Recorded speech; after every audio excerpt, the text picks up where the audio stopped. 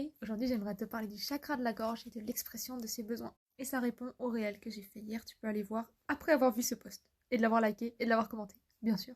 Si tu viens d'arriver, moi c'est Chloé et je t'aide à comprendre et identifier tes schémas répétitifs pour t'aider à t'en libérer et enfin t'aider à avancer. Ton chakra de la gorge peut se coincer pour beaucoup de raisons et c'est un chakra qui est super sensible. Donc si t'as l'impression que t'exprimes tes besoins mais que les gens réagissent pas, que t'as envie de dire merde à quelqu'un mais que t'oses pas, que t'as l'impression de crier et que personne t'entend, tout ça c'est le chakra de la gorge, il va se coincer. Même si c'est pas toujours ta faute parce qu'on est quand même une société où on n'est pas encouragé à partager nos envies et nos besoins, même si ça s'améliore. Qu'est-ce qu'on fait? Comment est-ce qu'on aide ce chakra de la gorge à s'ouvrir? Comment est-ce qu'on facilite le fait de s'exprimer? Alors il y a plusieurs astuces. La première c'est de crier en silence. Comme ça. En gros, tu cries, tu extériorises même s'il n'y a pas de son.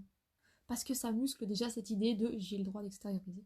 Deuxième, la colère. En gros, le message de la colère, c'est quelqu'un a envahi tes limites, quelqu'un n'a pas respecté tes limites.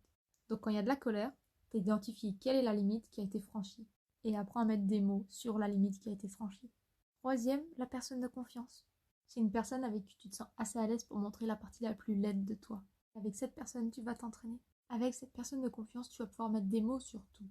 Par exemple, imaginons qu'on ait un conflit et que moi, je dois bosser sur mon chakra de la gorge. Alors je vais te dire, je sens que t'es fâché, moi aussi, mais là, je peux pas t'écouter parce que j'ai une colère.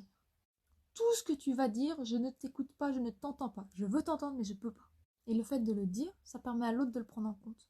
Et quand l'autre le prend en compte, tu te sens entendu et cette barrière va se baisser petit à petit.